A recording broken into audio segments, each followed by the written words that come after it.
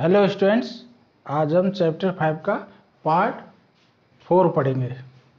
और इसमें सबसे पहला वो पढ़ लेते हैं, magnetic moment of circular loop. Magnetic moment of circular current carrying circular loop. Magnetic moment of current carrying circular loop। ये आपको फॉर्मूला याद रखना होगा। जैसे m magnetic moment equals to N I A. N यहाँ पर number of turns, I current in a loop, I current in a loop, A area of loop, ये formula आप याद कर लेना। इसी से मैग्नेटिक मोमेंट की यूनिट निकलती है। जैसे n का तो यूनिट होगा नहीं, नंबर है, I का होगा एम्पियर, एरिया का होगा मीटर स्क्वायर। ये इसकी ऐसा यूनिट हो गई मैग्नेटिक मोमेंट की। Magnetic moment of current carrying loop NIA, N number of turns, I current in a loop, A area of loop। This is the कोई भी करंट कैरिंग लूप है वो मैग्नेट की तरह बिहेव करता है, तो उसका मैग्नेटिक मोमेंट ये होता है NIA। अब इसमें साथ में आपको ये भी ध्यान रखना है, N number of turns, I current in A loop, A area of loop. अब इस फॉर्मूले को यूज करके हम magnetic moment of orbital electron वो निकालने जाएंगे हाइड्रोजन एटम के अंदर। तो मैग्नेटिक नेक्स्ट टॉपिक ये ध्यान रखना है, m=NIA। अब हम निकालेंगे magnetic moment of orbital electron. Magnetic moment of orbital electron. Orbital electron basically bore ने निकाला था, बोर मैग्नेटन भी इसमें निकालेंगे। ये इंपॉर्टेंट टॉपिक है एग्जाम पॉइंट ऑफ व्यू से, magnetic moment of orbital electron. तो आपने केमिस्ट्री में पढ़ लिया, इलेक्ट्रॉन रिवॉल्व करता है अराउंड ए न्यूक्लियस। जब इलेक्ट्रॉन में charge particle revolve around a nucleus, तो वो जब रिवॉल्व करेगा, कोई चार्ज पार्टिकल मूव करेगा, तो चार्ज पार्टिकल के मूवमेंट से करंट आएगा। यानी करंट आ रहा है, चार्ज पार्टिकल मूव कर रहा है, करंट आ रहा है, तो वो करंट कैरिंग लूप की तरह बिहेव कर रहा है। करंट कैरिंग लूप की तरह बिहेव कर रहा है तो उसमें मैग्नेटिक फील्ड भी इंट्रोड्यूस हो जाएगा, यानी फिर उसमें मैग्नेटिक मोमेंट होगा। तो वही हम निकालने जा रहे हैं, magnetic moment of orbital electron. Orbital electron यानी इलेक्ट्रॉन जब ऑर्बिट में रिवॉल्व करता है तो उससे करंट सेटअप होता है, उसके कारण उसमें करंट सेटअप होता है, उसके कारण मैग्नेटिक फील्ड आता है, उसी से मैग्नेटिक मोमेंट होगा। तो ऑर्बिटल इलेक्ट्रॉन का मैग्नेटिक मोमेंट निकालने जा रहे हैं। करंट ऑर्बिटल इलेक्ट्रॉन या revolving electron behave as a current carrying loop. ठीक है, ऑर्बिटल जो इलेक्ट्रॉन है, जब इलेक्ट्रॉन रिवॉल्व करता है तो करंट कैरिंग लूप की तरह बिहेव करता है। तो मैग्नेटिक मोमेंट उसका क्या होगा, फिर अभी पढ़ाइए फॉर्मूला। मैग्नेटिक मोमेंट उसका क्या होगा, NIA।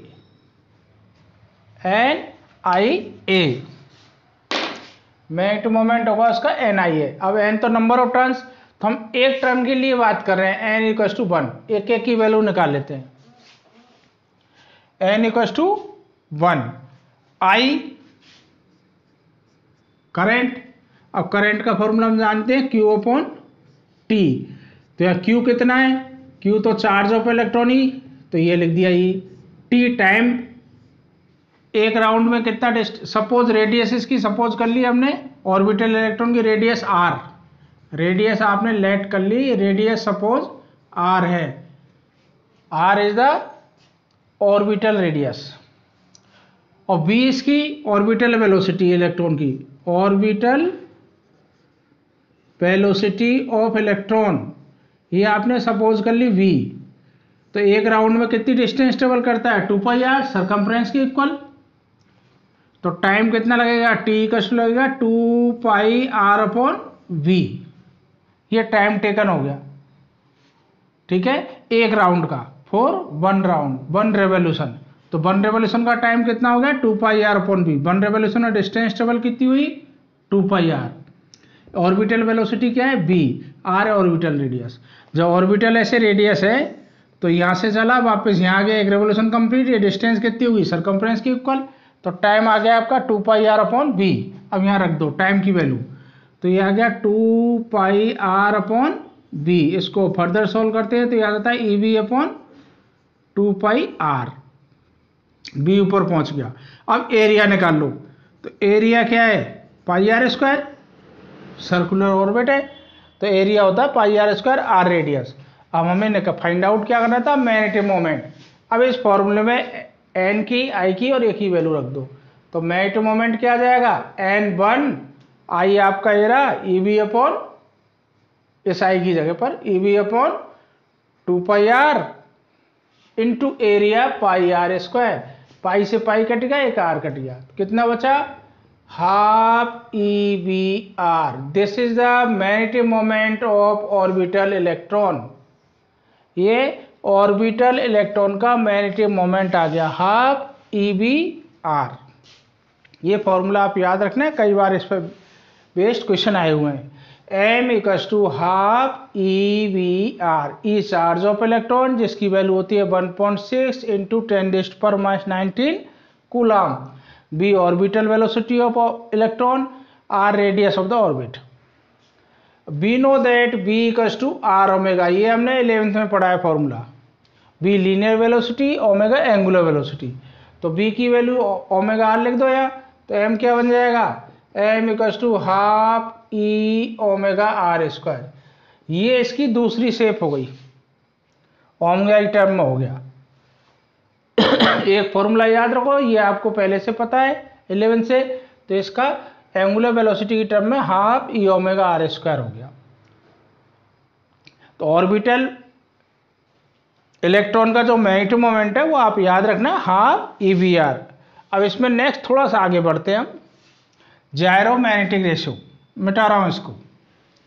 ये मैग्नेटिक मोमेंट कितना आ गया, हाफ EVr, किसका है, ऑर्बिटल इलेक्ट्रॉन का। अब जायरो मैग्नेटिक रेशियो,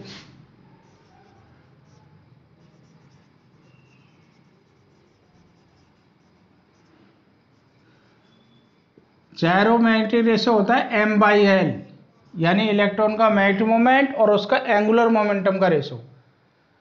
एंगुलर मोमेंटम और ऑर्बिटल मैग्नेटिक मोमेंट और एंगुलर मोमेंटम का जो रेशियो होता है, दैट इज द जायरोमैग्नेटिक रेशियो। तो कभी कभी पूछ लेता है जायरोमैग्नेटिक रेशियो बताओ, तो देखो we know that L = electron के लिए L होता है r×p, या लिख दूं डायरेक्ट mvr, p की वैल्यू mv, ये इलेक्ट्रॉन की ऑर्बिटल वेलोसिटी, ये r। This is the angular momentum of orbital electron, mvr, b वही orbital velocity, r radius, m mass of electron. तो m/l कितना आएगा, जायरोमैग्नेटिक रेशियो m/l = m की वैल्यू हो रही है हाफ EVr, ये लिख रहा हूं half EVr upon angular momentum mvr। अब देखो Vr कट गया, तो m/l कितना आ गया, E/2m, ये आ गया m/l E/2m। तो m = क्या बन गया, m = E/2m into l। m magnetic moment, l angular momentum of orbital electron, m mass of electron, E charge of electron. तो ये इनका रिलेशन है, m = E/2m इंटू l। अब इनसे रिलेटेड कंपटीशन में क्वेश्चन आपके आते रहते हैं, तो ये ध्यान रखना है रिलेशन। अब इसमें एक वेक्टर फॉर्म और लिख देता हूं, इसी की वेक्टर फॉर्म देखो, ये m magnetic moment vector quantity है, E चार्ज है स्केलर क्वांटिटी, मास स्केलर क्वांटिटी, एंगुलर मोमेंट भी वेक्टर क्वांटिटी। m और l एक दूसरे के अपोजिट डायरेक्शन में होते हैं, इसलिए माइनस साइन आएगा। M and L are opposite to each other। अभी अपोजिट क्यों होते हैं मैं बताता हूँ आपको। जैसे सपोज ये तो इसकी रेडियस हो गई, अब ये इलेक्ट्रॉन ऐसे मूव कर रहा है इस डायरेक्शन में, तो करंट कैसे आएगा, I। E ऐसे मूव कर रहा है और करंट इलेक्ट्रॉन के अपोजिट, इलेक्ट्रॉन का अपोजिट होता है करंट, ये हो गया। अब मैट मोमेंट का जो हम डायरेक्शन निकालते हैं वो राइट हैंड रूल से निकालते हैं, direction of the mat moment. Right hand को करंट के डायरेक्शन में करो, राइट हैंड को लो और फिंगर्स, राइट हैंड के जो फिंगर्स हैं कर्ल कर दो करंट के डायरेक्शन में, यानी मोड़ दो। तो ये करंट ऐसे आ रहा है तो करंट के डायरेक्शन में मोड़ दी।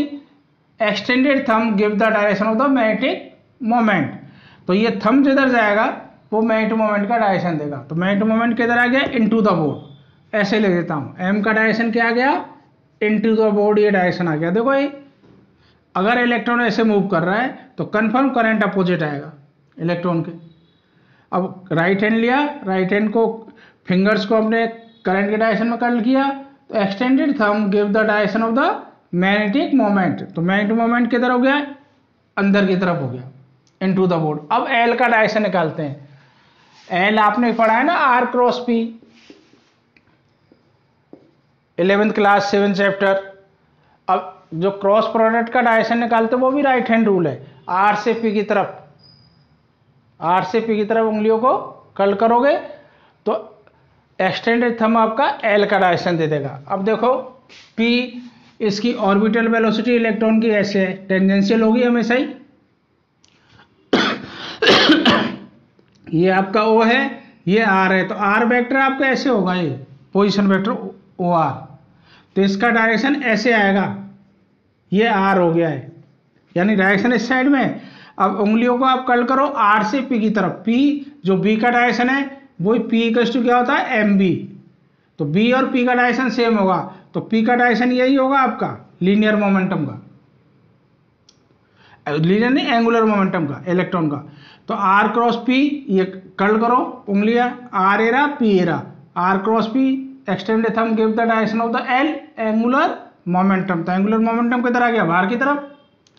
तो जो एल का डायरेक्शन आ रहा है वो किधर आ रहा है, बाहर की तरफ। एम किधर आता है, इनटू द बोर्ड, आपके में आएगा into the plane of the paper, अगर इलेक्ट्रॉन का डायरेक्शन ऐसे लोगे तो। और एल आएगा बाहर की तरफ, तो एक दूसरे के अपोजिट हो गए, इसलिए माइनस साइन आता है। तो एम और एल एक दूसरे के अपोजिट होते हैं। ये छोटी छोटी बातें आपके एमसीक्यू में क्वेश्चंस बन के आ जाती हैं, तो ये ध्यान रखना। वेक्टर फॉर्म इसकी है, न्यूमेरिकल वैल्यू इससे निकलेगी, M equals to E upon 2m into L. साथ में आपको ध्यान रखना, M magnetic moment of orbital electron, E charge of electron, M mass of electron, L angular momentum of electron. अब इसको, ये तो मैंने डायरेक्शन बता दी थी, राइट हैंड थंब रूल से इसको निकाल लेते हैं। एम और एल एक दूसरे के अपोजिट डायरेक्शन में होते हैं, ठीक है। ये वेक्टर फॉर्म इसको मिटा रहा हूँ, अब फिर से ये ले रहा हूँ, M equals to E upon 2m into L. अब एल को हम जानते हैं बोर पोस्टुलेट से, एन एच अपॉन 2 पाई, ये केमिस्ट्री में पढ़ लिया होगा। Bohr angular momentum is integral multiple of H upon 2 pi. तो एल की वैल्यू यहाँ रख दो, तो मैग्नेटिक मोमेंट का फॉर्मूला एक ये भी बन गया, ई अपॉन 2m इंटू, इसकी वैल्यू लिख रहा हूँ यहाँ, एन एच अपॉन 2 पाई। इसको आप ऐसे लिख सकते हो, एन ई एच अपॉन 2 टू जा 4 pi m. This is the magnetic moment of orbital electron. अब एक टर्म और आती है बोर मैग्नेटन।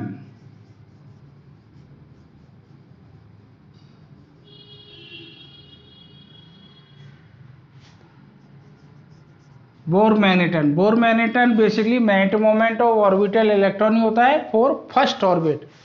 ये कब होता है, जब n की वैल्यू 1 है, यानी ऐसे शॉर्टकट लिख देता हूं, m for n equals to 1, वो बोर मैग्नेट होता है। बोर ने क्या हाइड्रोजन एटम के लिए दिया था, तो हाइड्रोजन में तो एक ही इलेक्ट्रॉन होता है, फर्स्ट ऑर्बिट में रिवॉल्व करता है। Magnetic moment of orbital electron of hydrogen atom for first orbit is known as the Bohr magneton, यानी फर्स्ट ऑर्बिट में जो इलेक्ट्रॉन रिवॉल्व करता है उसका मैग्नेटिक मोमेंट कितना होता है। तो एन की वैल्यू इसमें 1 रख दो, तो ये बोर मैग्नेटन आ गया। एम इक्वल्स टू एन की वैल्यू 1 EH/4πm। यहाँ तक ये क्वेश्चन 3 मार्क्स में आपके एग्जाम में आ जाता है। ये बड़ा इंपॉर्टेंट टॉपिक है आपके। ये वाला फॉर्मूला तो पहले से पता है कि एम का हाफ EBR, फिर एम और एल का रिलेशन, इनका डायरेक्शन और बोर मैग्नेटन की वैल्यू, ये ड्राइव भी करवाता है और इससे छोटे छोटे क्वेश्चन भी बनते हैं। तो ये ध्यान रखना, एग्जाम पॉइंट ऑफ व्यू के लिए बड़ा इंपॉर्टेंट टॉपिक है। जैसे आपने एम निकाला हाफ EBR, ये याद रखना, magnetic moment of orbital electron half EBR। अब बी को ओमेगा की टर्म में चेंज कर दो, B equals to R omega, तो ये हो जाएगा हाफ E⍵R²। और एम और एल का रिलेशन तो ये लिख ही रखा है, M equals to E/2m into L, लेकिन वेक्टर फॉर्म में भी साथ में ध्यान रखना माइनस, एक दूसरे के अपोजिट होते हैं। जब एल की वैल्यू NH/2π लिख देते हो तो एम का फॉर्मूला ये बन जाता है। और बोर मैग्नेटन के लिए एन की वैल्यू इसमें 1 लिख दी जाती है तो बोर मैग्नेटन आ जाता है। तो ये सिंपल सा डेरिवेशन है, लेकिन एग्जाम पॉइंट ऑफ व्यू के लिए बड़ा इंपॉर्टेंट है। कई बार एग्जाम में आया हुआ है, तो ये एग्जाम में अक्सर आता रहता है। ठीक है, अब इसके बाद गाउस लॉ फॉर मैग्नेटिज्म हम पढ़ेंगे। ठीक है, गाउस लॉ फॉर मैग्नेटिज्म। अब इसको मैं रब कर देता हूं।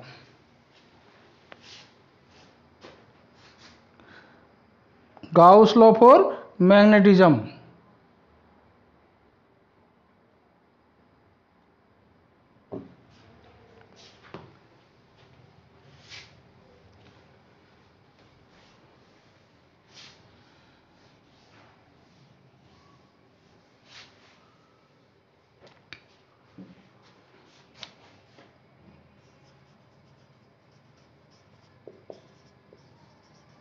गाउस लॉ फॉर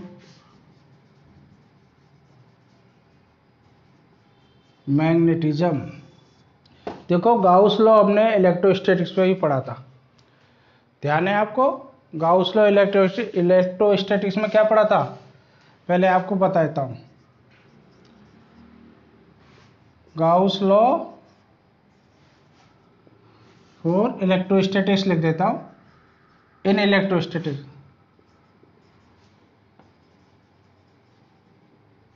यही तो था, फाई इक्वल्स टू Q/ε0, यानी outgoing flux, electric flux, outgoing electric flux through a close surface is 1/ε times of enclose charge. यानी किसी क्लोज सरफेस के अंदर Q चार्ज रखा है तो उसे इमर्जिंग फ्लक्स जो होता है बाहर निकलने वाला Q/ε0 होता है।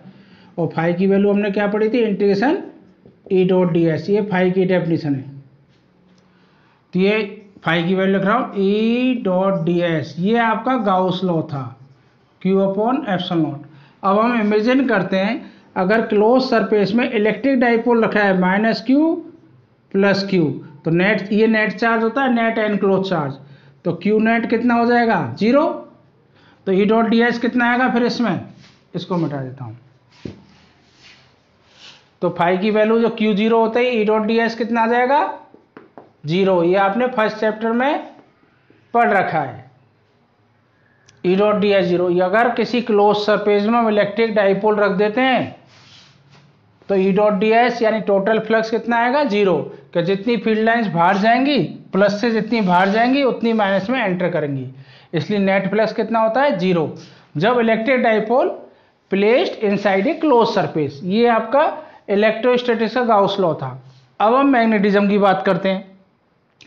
तो मैग्नेटिज्म में क्या होता है, अकेला कभी पोल होता ही नहीं है। नॉर्थ पोल है तो कंफर्म साउथ पोल प्रेजेंट होगा, जितना नॉर्थ पोल का मैग्नेटिक स्ट्रेंथ होगी उतनी साउथ पोल की होगी। जैसे एक लूप है उसमें करंट आ रहा है तो एक तरफ साउथ पोल होता है तो दूसरी तरफ नॉर्थ पोल होता है। अकेला पोल कभी एग्जिस्ट नहीं करता। तो कोई भी क्लोज सरफेस मैग्नेटिक फील्ड के लिए लेंगे तो अगर नॉर्थ पोल है तो पास में साउथ पोल जरूर होगा। तो जितनी फील्ड लाइन बाहर निकलेंगी एन से उतनी इसमें एंटर करेंगी, यानी नेट मैग्नेटिक फ्लक्स कितना होगा, 0 होगा। तो गाउस लॉ फॉर मैग्नेटिज्म यही है, गाउस लॉ फॉर मैग्नेटिज्म, यानी E डॉट डी एस की जगह क्या लिखोगे, फ्लक्स को मैग्नेटिक फ्लक्स है V dot D S equals to 0, यानी मैग्नेटिक फ्लक्स या emerging magnetic flux through a close surface is 0। किसी भी क्लोज सरफेस से नेट मैग्नेटिक फ्लक्स बाहर निकलने वाला 0 होता है। किसी भी क्लोज सरफेस से जो मैग्नेटिक फ्लक्स निकलेगा वो बाहर 0 होता है। उसका कारण यही है, कोई भी आप क्लोज सरफेस कैसी शेप का ले लो, अगर यह नॉर्थ पोल है तो कन्फर्म साउथ पोल भी होगा।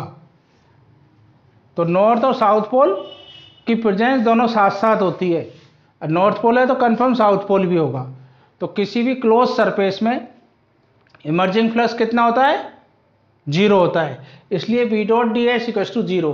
तो गाउस लॉ फॉर मैग्नेटिज्म ये होता है V dot D S equals to 0।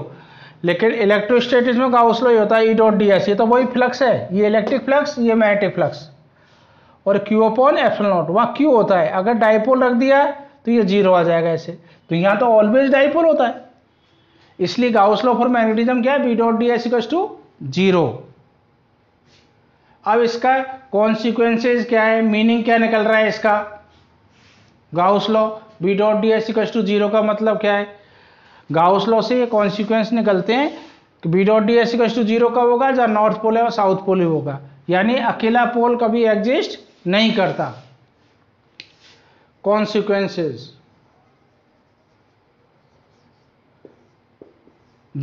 अकेला पोल कभी एग्जिस्ट नहीं करता, पहला ही है, और अकेला पोल कभी नहीं मिलेगा। There is no exist in isolated, there is no exist isolated pole, isolated pole exist नहीं करेगा, अकेला पोल कभी नहीं होगा। अगर वह नॉर्थ पोल है तो साउथ पोल भी होगा।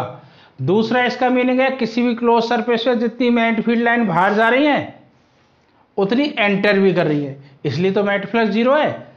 जैसे कोई भी क्लोज सरफेस है, इससे जितनी मैग्नेटिक फील्ड लाइन बाहर जा रही है उतनी फिर एंटर कर रही है, एंटर कर रही है, इधर ये बाहर जा रही है तो उतनी फील्ड लाइन इसमें एंटर कर रही है, ऐसे ये बाहर जा रही है इतनी एंटर कर रही है, तो जितनी फील्ड लाइन बाहर निकल रही है उतनी एंटर की, नॉर्थ पोल से बाहर निकलती है साउथ पोल में एंटर कर जाएंगी। तो इसका एक मीनिंग निकल रहा है, V dot D S equals to 0 का मीनिंग यही है, कभी भी अकेला पोल नहीं मिलेगा, नेट फ्लक्स हमेशा किसी भी क्लोज मैग्नेटिक फ्लक्स हमेशा 0 रहेगा, और जितना मैग्नेटिक फील्ड लाइन बाहर निकलती है उतनी क्लोज सरफेस में एंटर कर जाएंगी। तो ये गाउस लॉ फॉर मैग्नेटिज्म ये था। अब इसके बाद हम नेक्स्ट टॉपिक पढ़ेंगे, तो ये आपके गाउस लॉ और ये मैग्नेटिक मोमेंट, इससे रिलेटेड भी कभी कभी क्वेश्चंस आते हैं, 1 मार्क्स के आते हैं। ये magnetic moment of orbital electron बहुत इंपॉर्टेंट टॉपिक है, जो आज हमने पढ़ा था उससे रिलेटेड तो अक्सर क्वेश्चन आता रहता है।